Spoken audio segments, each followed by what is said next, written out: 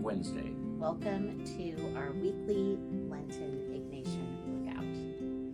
And today we're going to start with a reading from the Gospel according to St. Matthew.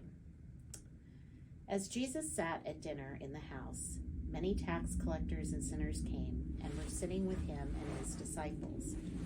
When the Pharisees saw this, they said to his disciples, "Why does your teacher eat with tax collectors and sinners?" But when he heard this, he said, "Those who are well have no need of a physician, but those who are sick. Go and learn what this means. I desire mercy, not sacrifice, for I have come to call the righteous. I have come to call not the righteous, but sinners."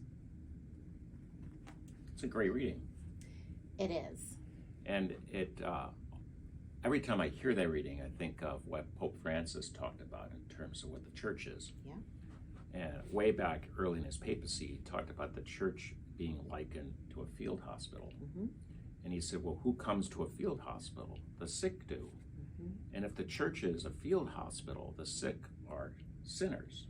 Mm-hmm. You and I are sinners, and all of us out there are sinners. We are in need of the field hospital. And the medicine that we receive weekly is the Eucharist.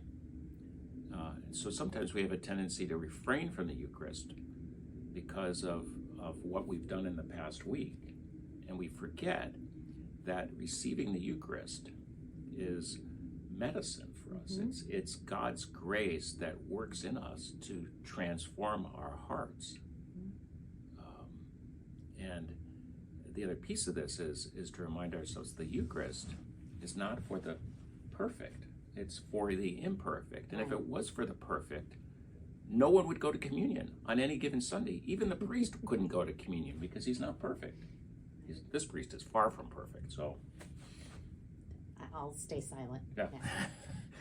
Well, I'm a human being, right. and Totally. I make mistakes. No, That's what I'm joking, saying. but yes. Yeah. So also, when I first read this, and every time really I hear this, I also think about how Pope Francis has also, this reading really is very Pope Francis to me, because it also emphasizes mercy. Yes. When it says, "I desire mercy, not sacrifice."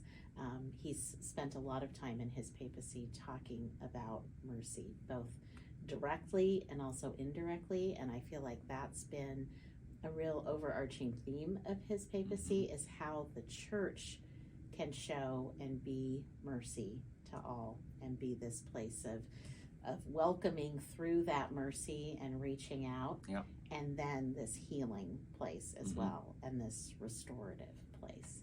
And so this whole reading just has so much, I feel, to do kind of with him, since you kind of started with that, Pope Francis.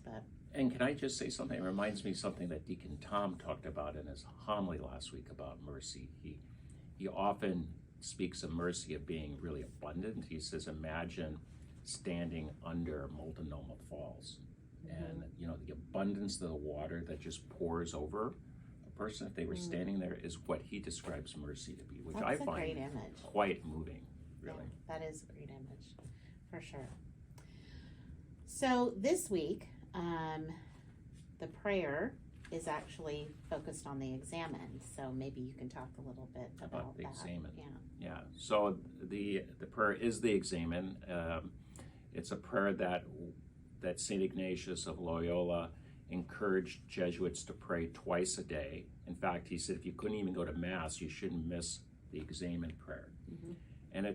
And what I like about the examen prayer is it helps, I think, each of us to grow in a deeper self-awareness of ourselves. And because of self-awareness then comes freedom.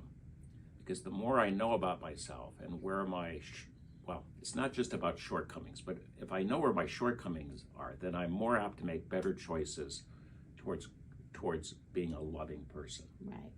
So there's 5 parts to the examen. The first part is to take some time to center myself in the presence of God, and to remind myself the presence of God is always here. And then to ask myself, looking over the day, what am I most grateful for? Start with gratitude. Gratitude. Everything begins with gratitude.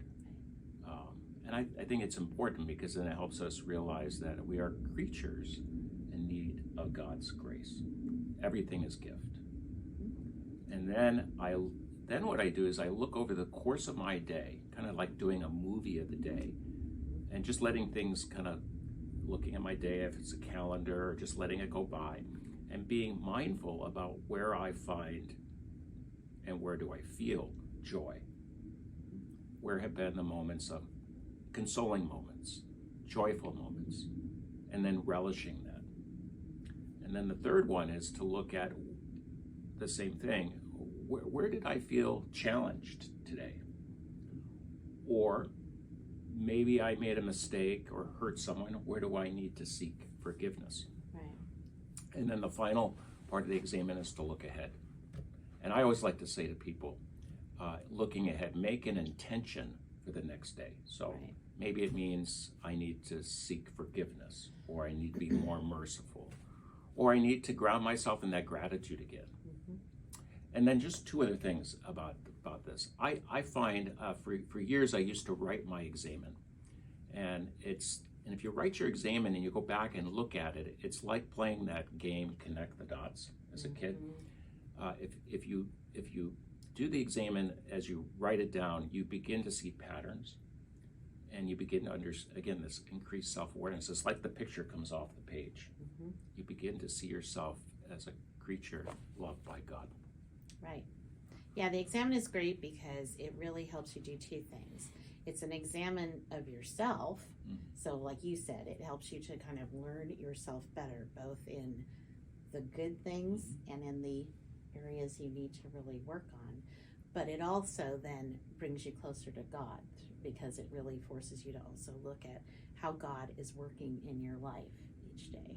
And so I feel like it's growing in both ways. It's growing in closeness to Christ, but it's also growing in like understanding yourself better and growing and becoming a better person. Right. And it's a great, and because of that, then it becomes a great tool for discernment. Yeah. About making good choices between goods. Right. So the action this week, and the prayer is kind of action related, you notice this week. But this action is to read one of the Gospels the whole way through and pay close attention to how Jesus is portrayed. Each evangelist, so each Gospel writer, gives a somewhat different portrayal of who Jesus is. Learn to note what each author stresses and get to know Jesus as a person. Take your time, maybe a chapter or two a day. Read it not with hungry eyes that just seek information like we do when we're Googling things or looking at social media, but with meditative eyes. And so like you and I were talking about earlier, if you really read each of the Gospels, and the stories that they share in common are still very different. Each person, each writer has a different kind of way of portraying Jesus, and I think helps us paint a more kind of complete picture of Jesus by doing that, by bringing those together. So that's the prayer action this week, and you probably won't get it done in 1 week. And it's not meant to be a rush thing, so. Take your time with it. And just a reminder that this liturgical year is year B, and we're reading through, as the church, the Gospel of Mark. Just to highlight that. All right, well, have a good rest of your week. We will see you on Sunday.